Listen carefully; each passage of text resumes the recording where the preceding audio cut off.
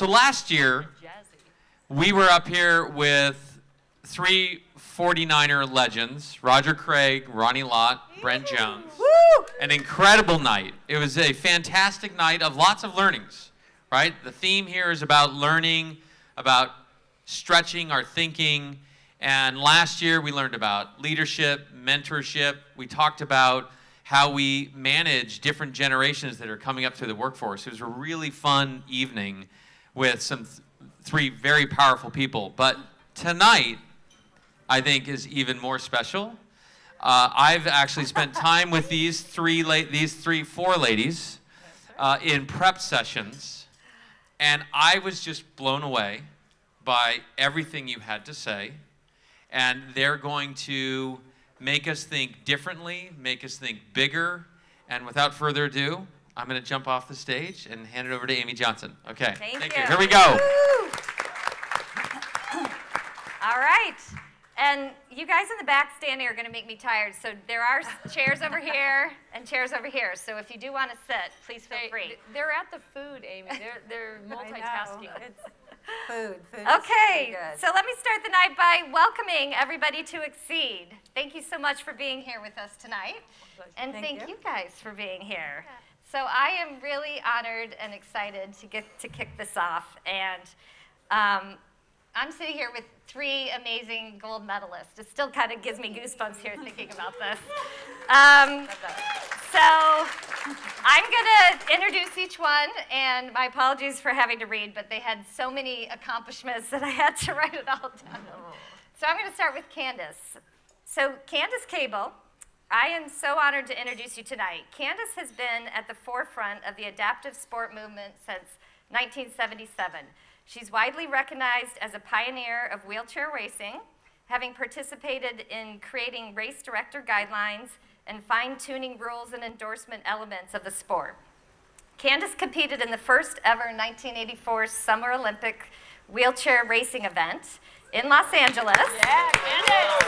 And she was the first American woman to win medals in both the Summer and Winter Paralympic Games in 1992. She has 12 medals, including 8 gold in 9 Paralympic Games for wheelchair racing, alpine, and Nordic ski racing. Awesome. That is awesome. I've been around a long time. Candace's remarkable career also includes 84 first-place finishes in marathons across the globe, including 6 Boston Marathon titles. Wow. She retired from competitive sports in 2006 and is a human rights representative to the United Nations for the Christopher and Dana Reeve Foundation. Thank you so much. Thank you. Wow. Yeah, thank you. Don't read anything about me after that. All right. Do not read anything. I totally, Brandi, I drug it out. I did. So Brandi Chastain. So Brandi is a local hero whose hometown is San Jose. And she was a star soccer player at Santa Clara University. Yes. And Archbishop Mitty. And Archbishop Mitty. All right. Brandi's a 2-time Olympic gold medalist, Woo! an Olympic silver medalist, and a 2-time FIFA Women's World Cup champion. That's what I'm saying. She's the co-founder of the Bay Area Women's Sports Initiative, which is a nonprofit that mobilizes women athletes to serve as role models to girls and women in underserved communities. And in March of this year, Brandi was inducted into the U.S. National Soccer Hall of Fame. Right on. Congratulations. Good. Yeah. So incredible career and achievements. Thank you for joining us. Thank you.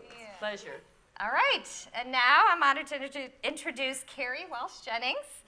Kerri is also a local hero whose hometown is in nearby Saratoga. And she's a graduate of Stanford University. Woo. With over 133 career wins. Kerri is the winningest beach volleyball player in history. Yeah. Hold on. Female. I will surpass the gentleman soon, but female for now. All right. I got some work ahead of me. Who do you have to take down? Karch, correct. Oh, How Karch, many? Okay. I honestly have no idea. Double digits for sure. Okay. In the teens. I got it. All right. She's also a 3-time Olympic gold medalist and took home bronze in last year's Summer Olympics in Rio. Yes. And just last week, Kerri was inducted into the Bay Area Sports Hall of Fame. And she's married to Casey Jennings and is the mother of 3 beautiful kids, Joey, Sundance, and Scout. Thank you for adding. Yes. And thank you for being here, Kerri. We're honored to have you. You got the hardest job of the night. I don't envy you. Yes. Thank you for having me, you guys. It's so exciting. And just one note on the Olympics, do you want to make the same announcement here that you did at the Hall of Fame the other night? Oh, well. I mean, it's no secret at this point, but I'm going all in for Tokyo 2020. Yes. That bronze medal, however beautiful it truly is, pisses me off. Excuse me, it drives me. It fuels me, and I got more in me. So yeah, Tokyo 2020 is right around the corner, and I got it. And tonight will fuel me. So thank you guys for having me. Thank you. Okay, so as you guys can all imagine, we have so many topics that we could discuss, but we only sadly have an hour here tonight. So we narrowed it down to 3 really key themes that we wanted to cover tonight that we know are going to resonate with everybody here. So these topics, because we know it's you know, you guys are amazing athletes, but the things that we're going to discuss are themes that everybody can bring into their own lives. So the key themes we're going to touch on tonight, the first one is no limits, how to not let anything hold you back. The second is about resiliency and how you pick yourself back up when you face adversity. And the third is about mentorship. Who do you look to for inspiration and guidance? And how do you lead and mentor the next generation? All right, so let's get started. Tough, huh? Yeah. Okay, so first on no limits, how to not be held back. So let's start, and I want to hear from each of you. Share a little bit about your early days and your interest in sports and how you got started. So who wants to Do start? we flip a coin or something? Well, there's 3 of us. We have more medals. You start. Yeah. You have More medals. 84 victories. Let's start with Candace, please. 9 Olympics. Oh, well, okay. So my story is a little bit different because I didn't grow up with a disability, and I didn't use a wheelchair until the age of 21. But I was a huge Olympic sports fan. And as a family, we used to gather around the television and just die to watch all the different sports and things. But I never wanted to be an Olympian. I never was an athlete. And I never really wanted to do any of that kind of stuff. I was a great spectator and a wonderful cheerleader for those kind of things.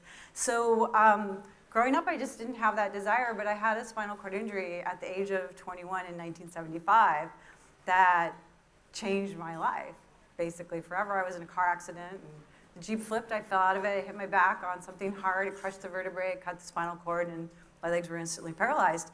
Never seen anybody with a disability before, and so after 6 months of rehabilitation and another year of feeling sorry for myself, because I just had no role models, really, pun intended, that I could really look at. And I'd never even seen people with disabilities. So I finally stopped feeling sorry for myself, went through a pretty extensive therapy with psychology and redefining who I could be. And that's really the thing I think that helped me flip was I started to put skills in place where I could be whatever I wanted to be. And my therapist said, well, I think you're ready to hit the road. And I enrolled at Long Beach State down in Southern California where I was living. And I whirled into disabled student services and I saw people like me, which I hadn't seen yet. And I was like, oh my God, I found my people. Oh my God. And they were playing sports. And I wasn't a sporty person, but I wanted to hang out with them and to socialize. So I started hanging out with them, and I tried some different sports, and wheelchair racing was just being invented. As you heard, I helped pioneer that sport. And that helped me redefine who I could be, not just as a person, but also as a woman in sport, because women in sports were, at that time, just back seat. We didn't get the same prize money. We didn't get the same press. We weren't getting endorsements. We weren't getting any of that. And so I had to really, really fight for that to be able to make that happen. And fortunately, I had some of the guys to kind of help along, be like, hey, this is wrong. And so I think, for me, I'm a real true testament of change, that anybody can change at any time, but you need the skills. And you have to go out and find the skills. Either it's with your support system, your family, it's with professional help, psychologists, or it's with your community somewhere. But you have to find those skills to be able to make that transformation, and you can make that change. So that was kind of my start with sport. And honestly, from the very beginning of my spinal cord injury, people have been setting limits on me all the way through. Because disability is in the same family as death and aging, and no one wants to talk about it. So it's one of those things that we're constantly trying to break down those barriers and get people to understand that it's just the life experience and that we all can move through it, but we need the skills, we need the support. So that's how I break through my limits that people put on me and don't have limits, is by really getting support and skills. Excellent. Me? Yeah. I just remember last time. Oh, you're rude. All right. Okay. Well, I know you should all never let me go first. So. Have you said You're that so before? first in everything. I know. Way to set the tone. That's how old I am. Well, for me, I grew up in the Bay Area, which is, as you guys know who live here, it's the land of dreams, and it's the land of big dreamers. It's the land of people who have no boundaries. They're literal world shakers and game changers. And outside of the home, I had that surrounding me. I'm definitely a product of my environment. I'm one of 5 kids. I am one of a billion cousins, one who works for this company, and I'm so proud Tony Lewis, who's here. Aww. If you guys know him, I know you love him, because he's very lovable. He's responsible for getting me here tonight. But, I am a product of my environment. I was born into an athletic family. Competition was not a dirty word. Competition is embraced in my family, and it's not looked at as I'm better than you, I'm better than you. It's like, what do you have today? And the only limits I was ever told can happen in my life are my attitude and what I show up with. Those are the only things that can limit me, is if I have a bad attitude or if I don't have any self-worth. And so that upbringing has stayed with me throughout my career. I went to Archbishop Mitty High School in San Jose, so did Brandi, which is an amazing community of uplifting, very service-oriented, good character-driven people who also aspire to be great in whatever field they're in. And then I went to Stanford University, which is just an incredible place, again, of big dreamers and people who don't see limits. So every place I find myself from birth, I feel like I manifested this whole life up in heaven. Like, I want to go to a place where there are no limits, where I can create, and I can be the creator of my own life and my own experience. And for me, my surrounding, the people I'm surrounded by, and then my mindset throughout all of it, to me, that's why I have no limits in my life, because I believe there aren't any. I have created an environment, and I'm always working to create a culture in my life, whether it's in my family or on my team, or as I'm trying to build, my sport that I love so much. The culture is so important. The culture of trust, the culture of no limits, the culture of what you focus on, you're going to bring into your life. So focus on the good stuff. That's been my life in a nutshell, and I'm not, I'm not going out, without a fight. I want to live every day of my life and embrace it, because that was modeled for me as a child, and it still is. I've been around Brandi a long time. She was somebody I always look up to and constantly do as a working mommy, and a woman who's advocating for more and better. I love that. But yeah, so my key would be surround yourself by the best, believe in yourself, and just know that you're the creator of your own life. I don't want anyone else to tell me when to show up and what to do. I want to lead that charge. And it started with my family. Outstanding. I got nothing left.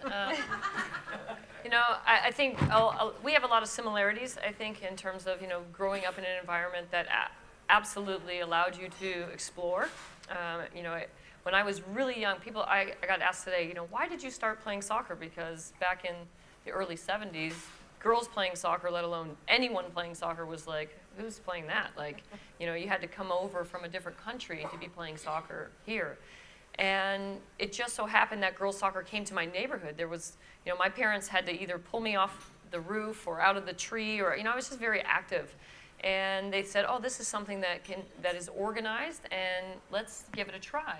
And so I had really great role models in my home. My dad was a working man, good with his hands, blue collar, no shame in getting dirty and doing a good job. And my mom was a vice president of a company and wore a suit.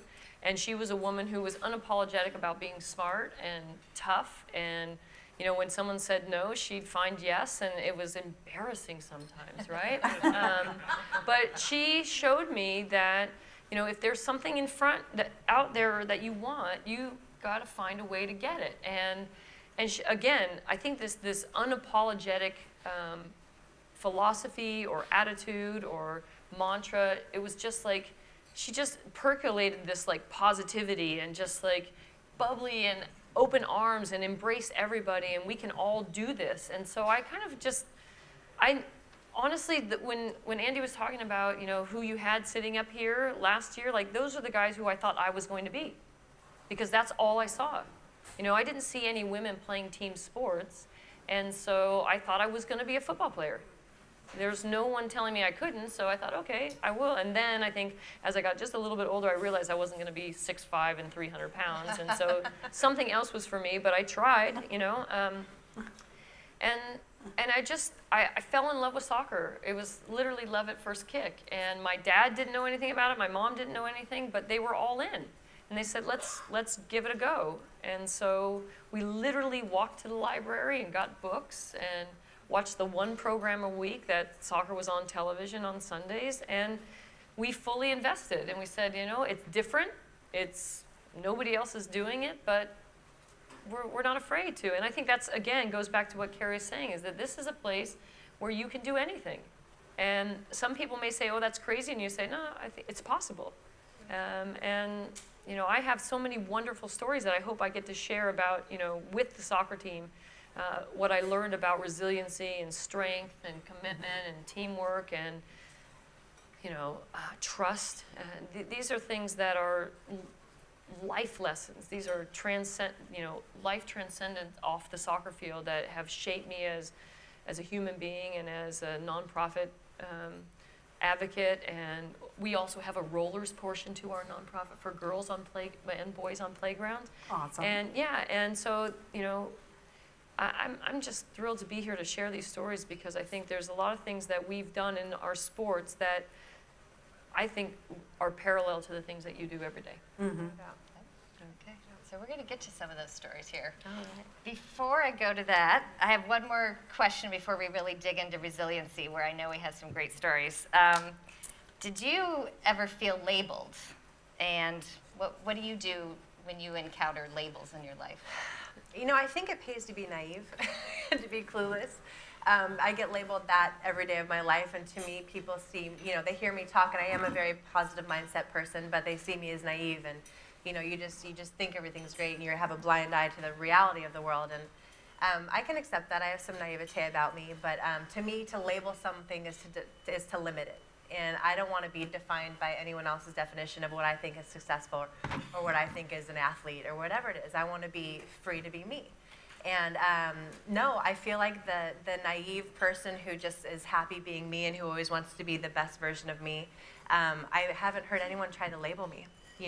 People try to pigeonhole me, and they try to, tell me my uniform's too small, and how dare you do this for the women's movement, and whatever people have their opinions about me. I hear it, I note it, and then I carry on. But I've been really blessed to be very unconditionally supported in my life. And again, that comes with my family, who are many. We are an army. Yes, you are. Yes, we are an army. I have no doubt you guys know many of my family in this room. But when I grew up in this environment, I still am in this environment where I am unconditionally loved and unconditionally supported. That means I'm free to fail. That means I'm free to be me. And, so labels don't stick. I try to rip the labels off and just, be Kerri, who is goofy and, fails every day, but always picks myself up, and I always know where I'm going. So, no labels don't stick. Awesome. Yeah. Now, Brandi, how about you? I've never even heard that word before, so I don't. No, I think I'm a button pusher. I'm a let's push the maximum. Literally, my mom was I have so many vivid memories of my mom doing things, and I'd be like, Mom, like, you're so embarrassing. It's just like, okay, here's a story. I'm playing soccer, I'm probably 10, and we've got like 12 people on the sideline because it's parents of the kids, and she's got a 3-foot-tall megaphone, and she's yelling during the games, like, right? And I'm like, Mom, like, you don't have to do that. Oh no, everybody loves it. And I'm like, but she cheered for everyone. So it wasn't like she came to cheer for me. She cheered for absolutely everyone. And then when it came time for that 90,000 plus people in the Rose Bowl, I could hear her voice. And it comforted me. So, you know, I think there's moments when we do these things that, you know, as parents, now I'm a parent, so I embarrass my son as many times as possible. Yeah, I'm sure every day, all the time. But I think that, you know, talking about like, my mom, honestly, when I see her put on that suit in the morning and go to work, and she was the breadwinner in my house, and, you know, that was meaningful. And so there were no labels. It was just like, you know, you could go out there and do anything. So, you know, though it was embarrassing, I get it now. Like, I totally get it, and I'm so grateful that, you know, if someone said no, I've had somebody tell me no one time. No, you can't play because this is a co-ed team. This was 7th grade, junior high, co-ed soccer, but only boys played. And yeah. Makes sense. Yeah, think about that. Yeah, Co-ed interesting. soccer, Yeah. only boy. And so we showed up, a pack of like 6 girls that had played together, and the coach was like, "Say, so what are you doing here?" And we're like, "Well, we're coming out for the soccer team." And he's like, "Well, I don't think this is the environment for you." And then, like you, the boys are like, "Coach, they're really good. Like, you need to give them a try." So I think it's just, you know, we're going to talk again. There's going to be so many stories, but I think, you know, we all have the power to impact somebody's life in a positive way. And you never know when that chance is coming. Right. And I know that those boys didn't know that that chance was coming, but they spoke the truth. They said, these people have skills, and we play with them, and we know. And so I think those, you know, my mom, and then that moment really solidified for me that, you know, I'm not afraid of anything. I can try and fail. I can try and succeed, and I'm willing. I've jumped off a lot of things. Yeah. Some smart, some not. Some landings are good. Yeah. Yeah. So Candace. Yeah, I mean, I want to kind of bounce a little bit off of what Brandi said about, you know, you never know who you're going to impact and what you're going to do. And so it's so important to be really mindful of how we move through the world and the things that we say and that we do, because you could be impacting somebody in a super positive way just by being who you are and where you are, and never even know the result of it. And I've had the opportunity in my life to have a few people come back to me and tell me, you know, the impact that I had on them, and I had no idea. One of them was when I was first injured and I was in the hospital and I was getting out of the hospital, and some new people were coming in with spinal cord injuries. And there was this guy, his name's Brad Parks, and he had been doing an aerial back flip and landed wrong and broke his back. And he was paralyzed now. And so we met. I was probably a couple more weeks still in the hospital. We met, and I was standing up on long leg braces, and we were talking, and then I left the hospital, and then I ran into Brad a couple years later, and he had started wheelchair tennis. And wheelchair tennis became this really huge sport. In fact, wheelchair tennis is one of the few wheelchair sports that's integrated into the non-disabled sports world with the ITF. And so they're governed by the international governing body of tennis. And that's a big deal in disabled sports, to be governed by the international body of a non-disabled sport. And that really is the goal for all disabled sports, is to try to get into that integration. And I remember, you know, seeing what Brad was doing, I was being so psyched. And then fast forward, I started doing webinars for the Christopher Reeve Foundation about 4 years ago, and I wanted to interview Brad. I was like, Brad, I want you to tell your story and all the cool stuff that you've done and things. And as we're talking, he goes, you know, I never had the opportunity to tell you this, but you changed my life when I was in the hospital. He said, I was in the hospital, and I'd just gotten there, and I was laying in this bed, and this really pretty young girl comes in, and she's on long leg braces, and I'm thinking, wow, she's paralyzed, and she's in braces, and she's walking around, and he goes, you made me realize that I could do whatever it is that I wanted to do because of what you were doing and just being. And I had no idea that I had that impact on him, that I had changed his life and his direction that way, because he said he was feeling pretty down. And I think, so that message that you brought forward about you never know who you're going to impact and how you're going to impact is so important with the way we move through the world and the things that we say.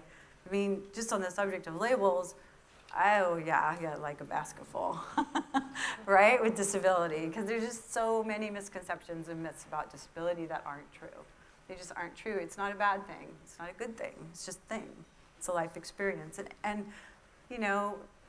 spoiler alert here, everybody is going to get it. I'm sorry. If you're aging, you're going to have age-related disabilities. It's just going to happen. And if you aren't aging, you're dead, so it doesn't matter. So there you go. I just gave you all the good news. And so one of the glorious things that I learned about sports in the beginning, and why I pursued it, even though I really didn't enjoy the competition in the beginning, it was really more about myself, right? Was that I knew with sports I could change the way people saw people with disabilities, and then change the way the world was. And it was all in just my small little world, moving and wheelchair racing, but it still was this little bit that we began as a group of people to realize that we could really impact the way people are included in society and get rid of some of that exclusion. And there's so many places where oppression is still so heavy on people's shoulders, and not just disability, but with gender and with race and all of those things. And we have to move past that. And so the community that I hang out with, we're just super grateful to be able to have sports, to be able to use that universal language. Because when I would say to people that I was an athlete, in the early days, they'd look at me, oh, that little cripple girl. She thinks she's an athlete. I say cripple, right? That sounds so woo. But in the early 70s, that was the word. That was the word they used. They called people crippled. And then they called you handicapped. And then they called you disabled. So the labels kept changing. But, and I don't think we're ever going to really get away from them, because our brains love labels. But I think that we can not put a ton of worth in it, just use it as a category, and just see how we kind of fit and move people all together. And so, I just am beyond grateful for my sporting career. I just have to say. And to meet other athletes, too, is just, I think the big dream of any athlete is to meet other athletes. Because you're like, how do you do it? What kind of training do you have? And what do you eat? And how do you sleep? And all those kind of things. Because we're always trying to be better, right? And I think that's the essence of human beings, is to be better. Yeah. Love that. Yeah. Awesome. Okay, thank you. Yeah, sure. This is awesome. So fun. All right, so let's get into resiliency. And I know each one of you has an amazing story about a time that you had to pick yourself back up when you faced some adversity. So, Brandi, do you want to start this one? Which story am I sharing? Yeah. I have a basket to choose from. Well, I guess I'll tell a story about 1999. And all right, awesome. And Prince. Yeah. So just a little backstory. So, the first time women's soccer had a world championship was in 1991. And prior to that, they had to test it out to see if it actually would work. So we had a pre-World Cup, and they kind of liked it, so they decided, right? So we were lucky also that to be in the Olympic Games, you needed to have 2 world championships, and since they only came around every 4 years, that was like, we barely got it under the wire for 96, for the first ever time that women's soccer was in the Olympics. 96? 96. What? I mean, Yeah. yeah. Wow. I know, it's not that long ago. I had no idea. Yeah, so barely we got it in there. So we won the Olympic gold in 96 in Atlanta, and that was obviously just life-altering. To be a part of the Olympic family is such a unique experience, as Kerri will, I'm sure, share lots of stories about being in the Olympics, and how it drives you and how it motivates you and how it inspires you. And to wear your country's flag and to hear the national anthem is amazing, right? So soccer's not that, it's not that old, and as a representative of women in soccer is much newer, and we want everybody to buy in. And so to buy in, we need, because us Americans, we like winners, right? Mm-hmm. You got to win. And so now not only do you have to, just participate in something like a world championship, but you got to win it. And after 95, there was a coaching change just before the 95 World Cup. And I was not on the team. I was a world champion in 91, and then I was cut from the team. And then a new coach came along a couple years later. And I swallowed my pride and begged for a position on the team. And he said, no, we're really good with what we have. And, barring anything happening, gosh, I hope nothing happens to anybody, maybe we'll come back to you. It didn't happen. We ended up coming in third place in that World Cup.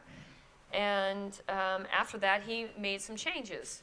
So now we're looking at the next World Cup. So the 95 World Cup was held in Sweden in some I like to call it a boutique World Cup, because it was like in these very small little 10 to 12,000 seat stadiums, really cute. You could put them in your pocket, Love to play in front of them. Yeah, yeah. So there you go. Yeah. So it was wonderful, but it was very small. It was in a very small area. And in soccer, you have to have a lot of venues, and because you can't overplay on the fields. And so when U.S. Soccer decided that they would put the bid in to host the 99 World Cup, this was really exciting. And then they said, okay, their idea was we're going to have it in the Northeast, because East Coast, for some reason, there's an East Coast bias to women's soccer, and even though we play it better out here, I don't know. It's my idea. Like it? Yeah, the president of our Women's World Cup Committee, Marla Messing, said, you know what, it can't be in the corner of this country. It needs to be all over the country, and it's got to be in all the biggest stadiums.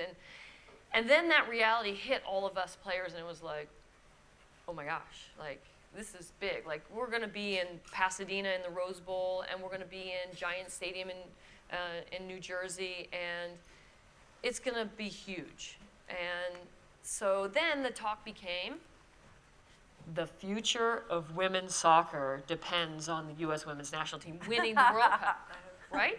Because if you don't win, then it will go away. It's going to go away for 4 years, and no one's going to talk about it. It's not going to be important.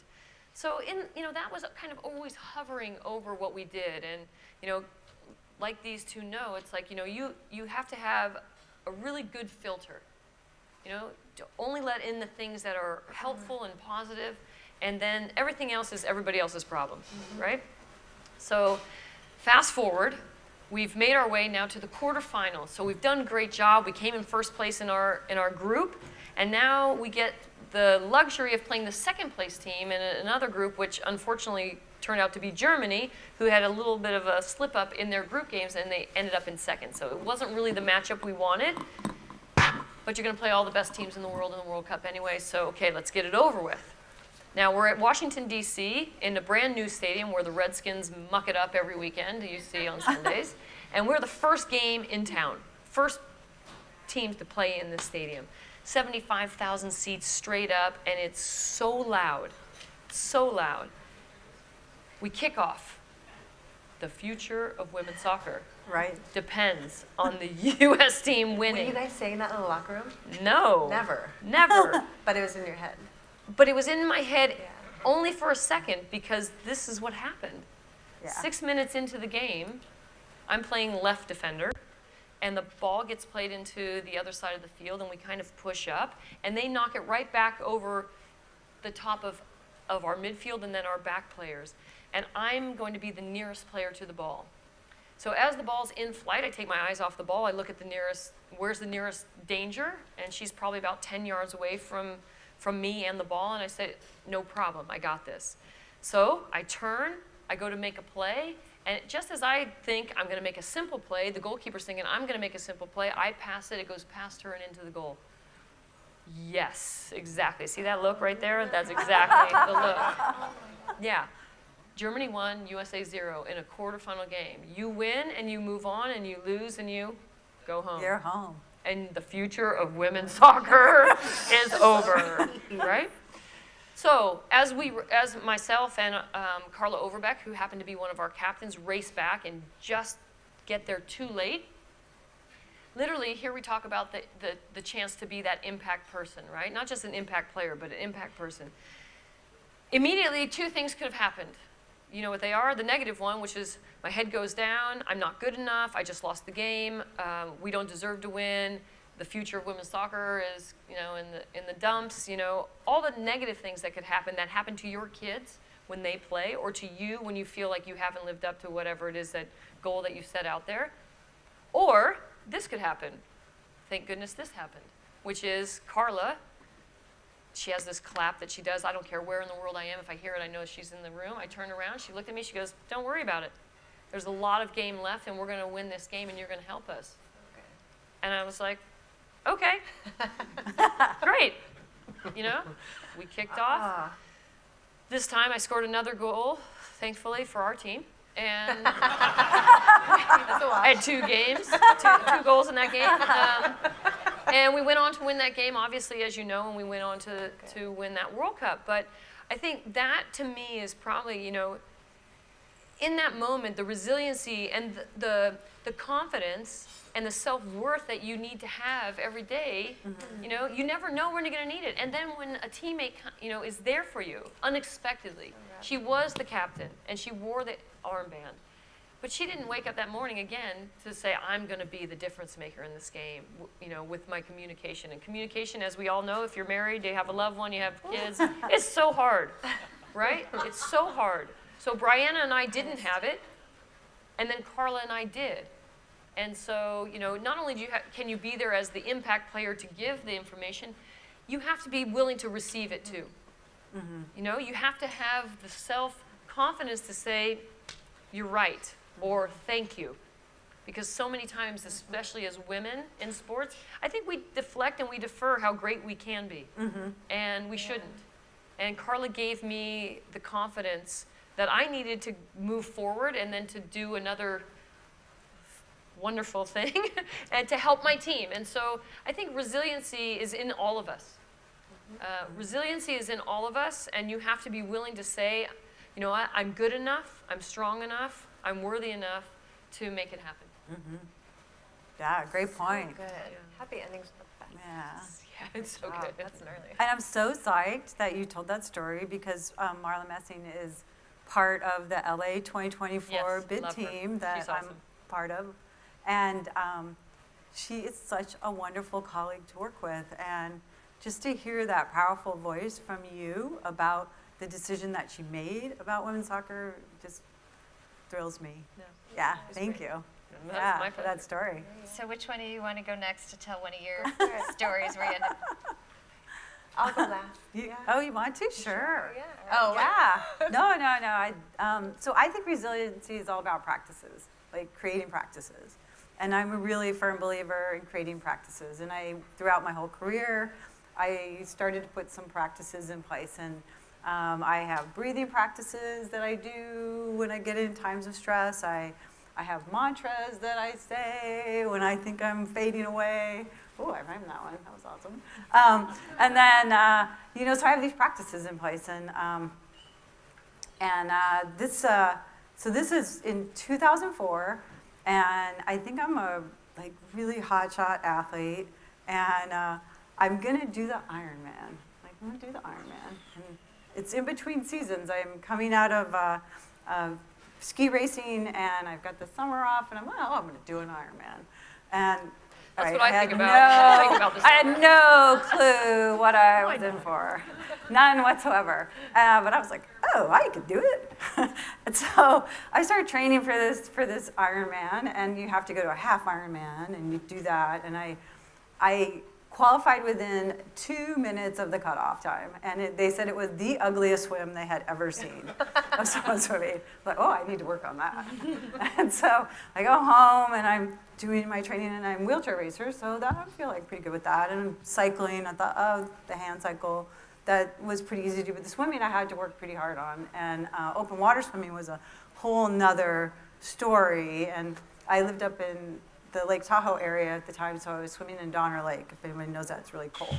And That is so cold. little sweatsuit on, And so I'm working, and Ironman comes around Kona, and I'm all excited, and I go a week early, and I'm swimming in the bay, and these dolphins come in, and I swim with dolphins. I'm like, yes, it's an omen, so awesome, and so I'm all excited, and the morning of Ironman comes, and we're all in the water.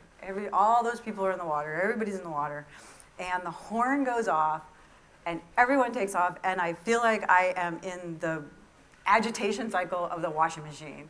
It's just like, and all of a sudden, I'm going around in a circle. I'm not swimming straight. I'm just going around in a circle, and now I'm experiencing vertigo. And I'm just like, in my head, I'm like, I can't do this. I can't do this. I can't do this. I can't do this. I can't do this. I can't do this. And I'm going around, and my mom is on the shore watching me go around in a circle thinking, what is she doing? Why is she going to circle the wrong way that way? And all of a sudden, this voice in my head, and I know it was my practices, said, swim. Just swim. And I'm still circling, and all of a sudden, I started to swim. And it said, find someone's feet to follow. And I looked, and I was swimming. And I found these feet, and I was like, oh, I caught those feet. I got to go past those feet. And I keep swimming, and I was swimming, and I find these feet that are just staying right in front of me. And I followed these feet the whole way. And I finally settled in, and I started to swim. And finished the swim, and that moment, in the water where I thought, I can't do this, I can't do this, I can't do this, I can't do this, I can't do this. It was just so strong, and it was moving so fast. And suddenly my practice jumped into place and said, swim. And it was really a soft little voice, too. It was just, swim. And I'm just a firm believer in practices. Like if you are practicing your practices every single day in the moment that you are so out of your mind and you can't think of anything else, and you settle into a practice, if it's breathing or a mantra or something, is going to pull you back up, and you're just going to go back in that direction that you need to be going in. And they're so powerful, and I can't stress it enough how many times I've been saved by practices in those moments of, oh my God, the women's soccer is going to end forever because I screwed up. That whole thing is just like, zoom, and you focus back in. It's so cool. It's just, yeah. Habit. Yeah, the habit, right? Habit practices, whatever you want to call it. You gotta have them. You gotta put them in place, and you have to practice them when you're feeling really good, right? So that they'll work when you're feeling really bad. Yeah, and honestly, they just don't let me down. They're always there. They're like the community that you have. Yeah. I love that. Yeah. Very much. Thank you. For me, I'm going to give you a little kind of dirty life story. I'm an athlete. I've been an athlete since I was in the womb. So I've had plenty of injuries. You need resiliency for injuries. You need to come back and believe you're going to come back. As an athlete, we expect that's part of life. That's kind of the easy part of being an athlete. Like, we're physical. We know how to use our bodies. It's just part of it. There's always an opportunity with every injury. But for me, I went through a life experience as I was chasing my second gold medal on the way to Beijing, the Beijing Games. I was married to my husband for a couple years at that point. I had won that 2004 Athens Games, and Misty and I, my former partner, were going for a repeat in Beijing. And I was all about the end result. I was all head down, win, win, win. If I took a loss, which we never lost on the way to winning gold in Beijing, we lost like once or twice. It literally ate at me, and it became my identity. It became my mission. I ate, slept, everything. And I took for granted my relationships, my husband, my family, because I always thought, he knows where I'm at. He knows I adore him so much. But I was so focused on the end result that I forgot to live my life. And that was a big lesson for me to learn, is that you can't just wait for the end result to be happy. You really have to enjoy the experience. You have to go through the ups and downs and feel them. And you have to have your head up. Otherwise, you're going to have wasted 4 years of your life. And had I won silver or not medal at all, I would have maybe jumped off a cliff. And maybe that sounds dramatic, but I could have, because I was that far into it. So resiliency to me is one of the most beautiful words in all of the language. And to me, it all comes down to your why. I know what my why is in sport. I know what my why is in marriage. And in 2008, after we won a gold medal, on paper, everything should be amazing. I had my beautiful husband, and we're starting a family. I'm pregnant with my first boy. I'm about to give birth, and my husband says, I'm out of here. I can't do this anymore. And I looked at him and I said, what? I'm like this. And, it's just this moment of like, what? How did we get to this point? And I remember sitting down with my sports psychologist, my first session, my first introduction to him, and I'm crying. I'm literally having contractions. It was the day my boy was born, actually. And he's like, what the hell took you so long? And I'm like, I don't know. I was so focused, and I just took things for granted. And so for me, my husband and I, he was out the door. I was still in it. I still believed in us. And my psychologist said, Kerri, if you're in it, and if your husband has the tip of his pinky toe in the door still, there's hope. And I knew that he had the tip of his pinky toe in the door, but barely. Like maybe it was just his nail, like he was barely there. So I'm like, okay, there's hope. And my why is I love him so much. I believe in us so much. And so I went to work. And after a year of feeling unloved by him and him feeling unloved by me, I stopped going like this. And I started pointing the finger at myself and saying, okay, how can I take control of the situation? How can I start living the life that I want to live and take full accountability? And so I just went to work. My husband went to work. We didn't separate. We were still kind of all in it together, but we were very distant. And little by little, I think the trust that you need in a marriage to go through the ups and the downs started coming back, because he saw that I was working and that I cared so much and that I was vested. And my whole goal in all of it was just to get clarity. I want my husband to get clarity. So if we separate, it's just we worked our butts off, we tried our hardest, but we're going to choose to walk away. But we worked so hard, and eventually that tip of the toe became his whole foot, and then his leg, and then his body, and we're back together. And to me, it was the most beautiful life experience, the hardest thing I've ever been through, aside from losing loved ones, which I've lost too many. But I learned a couple things, and that is that you cannot wait for the end result to be happy, that you have to live the journey, otherwise it's all for naught, that you can't take your relationships for granted. We're all in partnerships here. You're in this beautiful company. You guys are kicking butt. You can't just assume that people know where you're at. You have to involve them in your life, and you have to care enough to be involved in their life. It's relationships, and ultimately that's what life is all about. I'm not here to do this grand thing called life on my own. At all. That's lonely. I'm in a team sport for a reason. I'm in a marriage for a reason. And so I learned that. Growing up, I was one of a lot of kids, and it was like, shut up, do your thing, be accountable, no excuses. And I kind of took that into my marriage. And at one point, my psychologist was like, don't be afraid of friction. Don't be afraid to butt heads. Don't be afraid to give your opinion. Because when you do that, that's intimacy. And you could fight, but you're also going to come together through that, and that builds trust, and that builds growth. You're going to work on all these things. So for me, however much I love my career, and I really do, and I love the personal growth that I've gotten in my career, it is all for naught if it's not all right in the home front. And I have yet to win a match after having gotten in a fight with my husband. I can't win if things aren't right at home. And to me, it should be that way. Because my sport, my career is a beautiful thing that I'm so proud of. But what's most important is what fuels me every day, and that's my love, my relationship, my family. And so I learned that lesson the hard way. But that hard lesson will fuel myself and my marriage for the rest of my life. And hopefully that applies to some of you guys. I didn't want to spill my dirty laundry, but I feel like we're all in this together, and we're all going through the same stuff. Different faces, different places, but it's all very relatable. So. That's my spiel. Yeah.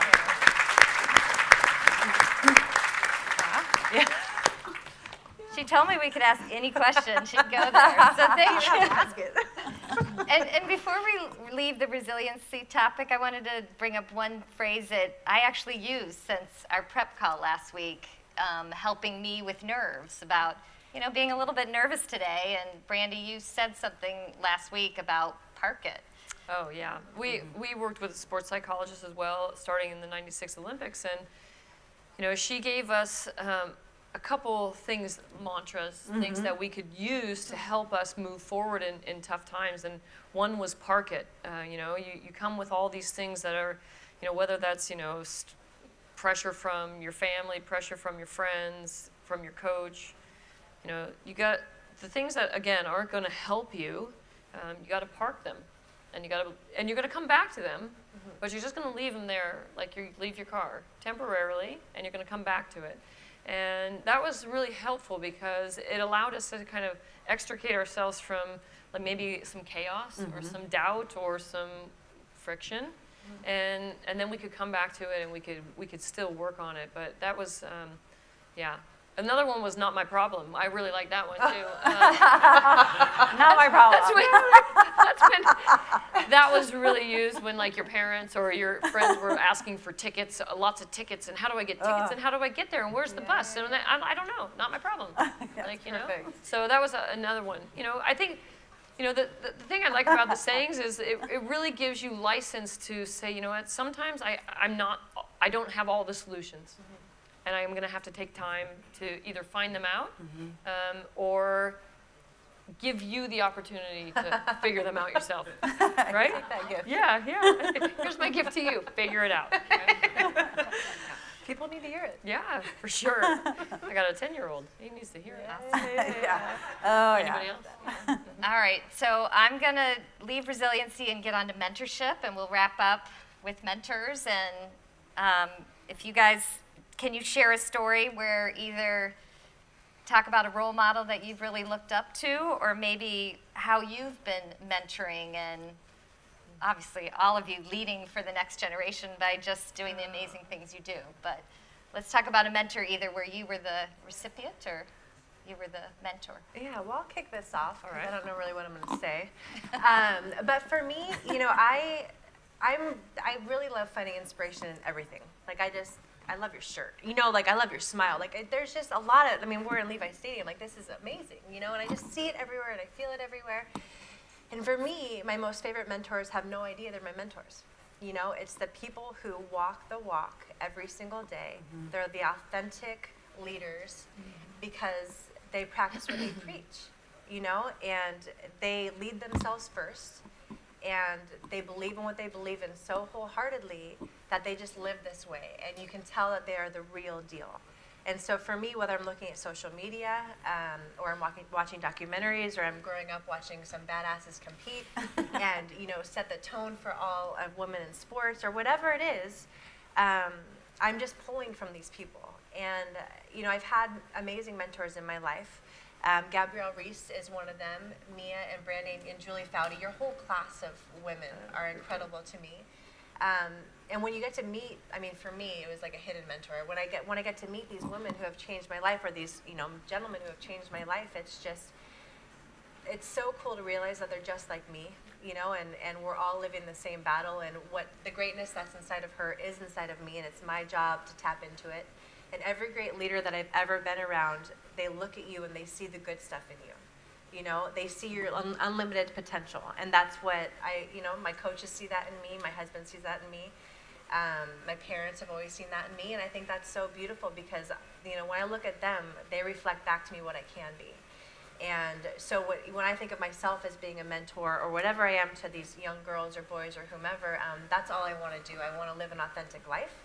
I want to see the best in the people that I'm in front of, and hopefully pull the best out of them, and help them to realize that everything that you need to do whatever you want in life is already inside of you. It's just your job to get to work and believe that. Amen. Truly, I know that was perfect. Yeah, mentors. You got to kind of surrender a little bit, right? And be vulnerable when you decide to work with someone. And, and I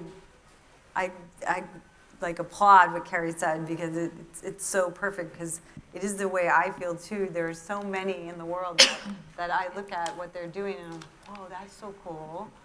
That's so cool. How do they do that? And I'm like an animal with a shiny object sometimes in life because I'm like, ooh, that's very cool. How about that? There was a little character in I think a recent animated film where he was just bouncing off of everything because I'm like, oh, what's that? I want to try that, and tell me how to do that, and how does that work, and so the mentors that I've had in my life have, I think, probably have been coaches for me.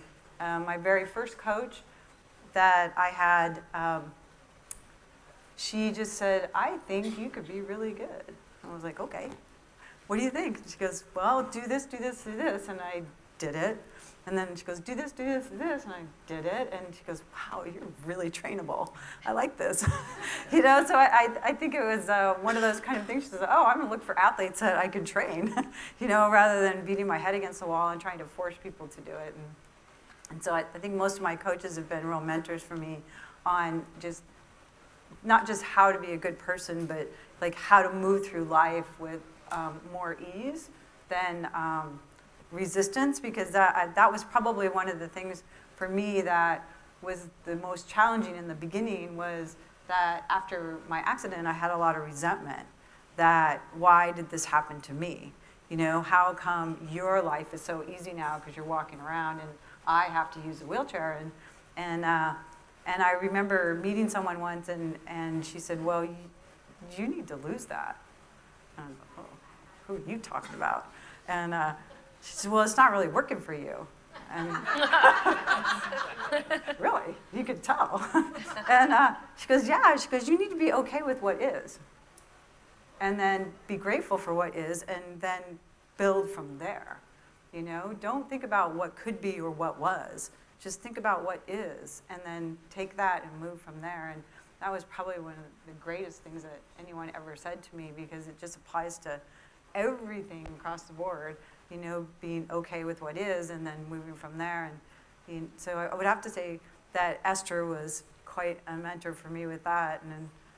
And then being a mentor, such an honor. Mm-hmm. It's such an honor to be a mentor. And Annie and I have a mutual friend whose daughter I've had the great opportunity to spend time with since she was 10 years old. She's 17 now, and she has cerebral palsy. And I met her up in Tahoe, and she was learning how to ski, and we started hanging out together. And she now had someone she could talk to who was an older person with a disability that was experiencing a lot of the things that she had experienced, actually, a lot of things that she was starting to experience. And I could talk to her, and I could, get down to her level and be able to share with her things that worked for me, and then just say, give me a call if you need some insights. And I remember there was this time where she was really having a lot of problems, panic attacks. She was having a lot of trouble getting out of the house because, when you're you have a visible disability, people are staring at you. Like, when you're a teenager, people are staring at you. That's not very comfortable. And she just couldn't bring herself to come out of the house. And I said, well, I know what that feels like, but I don't know what it feels like for someone like you who has cerebral palsy, because someone with cerebral palsy has some spasticity, and they have some body movements that, aren't planned body movements, and they kind of will go, like that and stuff. And I said, but I have a friend who has cerebral palsy that you guys could talk to about some of the things that you're experiencing, and then maybe that can help you. And Mark's conversation with her was really super powerful, and it wasn't a woman, it was a man, but it was someone who had the same similar situation, and it changed for her, and she began to feel like she could leave the house again and move past these panic attacks. But she had to go through a lot of therapy, and she had to really come up with practices that, not necessarily the ones that I use, but ones that would work for her, and then be okay with what was going to happen when she left the house. People were going to stare at her, and I feel like it's just such an honor to be able to witness that when you see someone get their power, right? grab their power and move with it, and go forward. And then, I mean, Charlotte, we are constantly, we talk back and forth about different things, and I come up with new ideas of how she can move into the next level of independence, because that's really the place that children with disabilities need to do, is find their own independence out there. And so I've had the opportunity to be able to mentor lots of kids in just my life, and how I move through the world, and then put them in touch with other people. So it's, I think mentoring, you got to do it. I'm just saying. You just got to put yourself out there. You got to volunteer somewhere, just Boys and Girls Clubs, whatever it is. You got to get involved with something, because it will change the way you see the world. Because I think that most people do not believe that they can make a real impact that changes the world. And every single person that you touch, you are making a change. So you giving back that way is really important, and the world needs you. So there's my little I saw the thought. 2 minutes. Yeah, I feel strongly about both what Candace and Kerri said, and I'm just going to give you one story. As Amy shared, I helped co-found with Julie Foudy and a woman who was one of our athletic directors at Santa Clara University, who then became our general manager of the first ever women's professional soccer team here in Northern California. And we started the Bay Area Women's Sports Initiative. And initially, the name was Women's Sports Initiative. And someone said, oh, well, you have to give it kind of a place, right? Because then people feel like they're a part of it. And so we said, okay, we'll put Bay Area, because we didn't want to be San Jose or Santa Clara. We wanted to kind of be bigger. And so we got a call saying, oh, this is the perfect name for something you and Julie and Marlene and Brandi would do. And we're like, well, why? They go, because Bay Area Women's Sports Initiative, the acronym will be BOSSY. That's Bossy Girls. So we're Bossy Girls, right? So we started Bossy Girls over 11 years ago.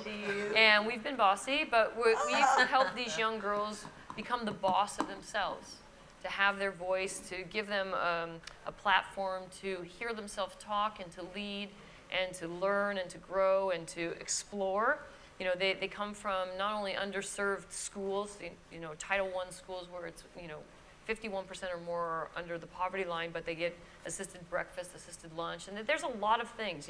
They're underserved in their culture because they're not valued in our arena where exercise or athletics is important, maybe as it is for their brothers.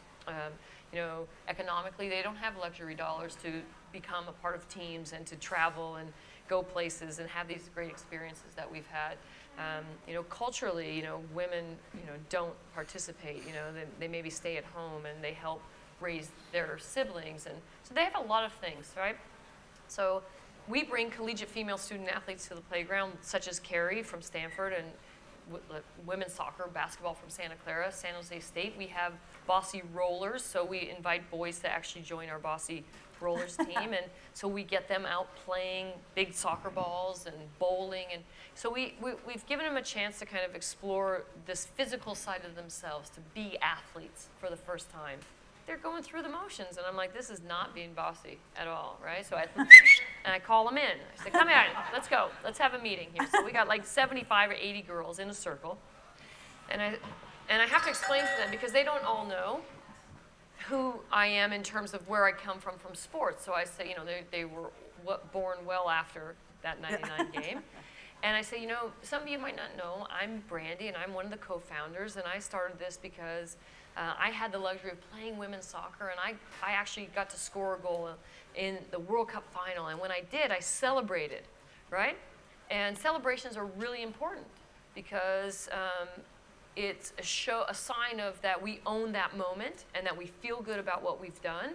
And if you can't feel good about the good things you do, you can't feel good about other things, and people can't feel good about you. And I said, is there anybody in this group who has a celebration they'd like to share?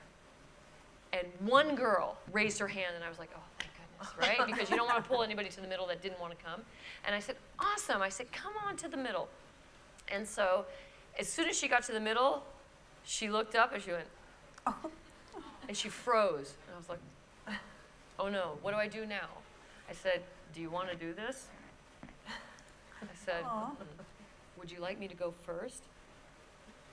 So I don't know, I think I jumped up, I pumped my fist, and woohoo! And I got a very polite golf clap. I was like, that wasn't as bossy as I thought it was going to be, right? I said, are you ready? So seriously, she pulls off this like Mary Lou Retton double back handspring with a flippy, twisty, perfect landing, 10, and the girls went berserk, right? And I was like, now that is bossy. Now go out and the rest of the day is going to be bossy just like that.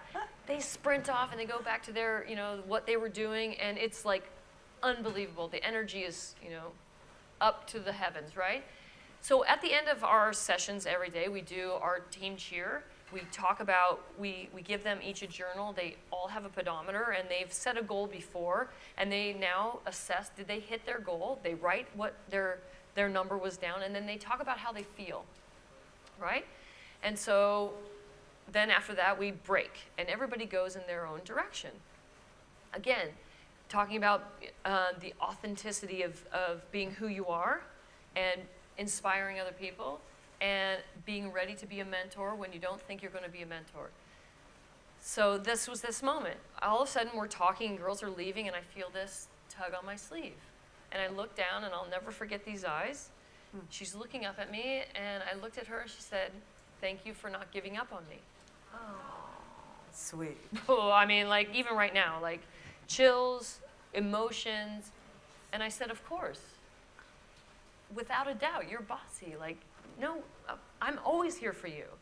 And after she left, and I left that playground, I thought, it is so easy to stand by someone, to encourage them to be their best, or to try something new, to make a mess of it and say it's okay. And I just thought, God, I had so many mentors in my life like you, Kerri. Like, I see inspiration all over the place. Kerri and I actually went back to Midi High School for Paulina, who was an ice skater who was going to the Olympics. And I remember saying to the crowd, I said, look around you. Greatness is seated right next to you. You just, maybe they haven't had that moment yet, but it's there. And so in that moment, I felt like I just kind of went like this, and she did the rest. And so I think, you're all mentors. And you just, whether you've had that moment or not, it's coming.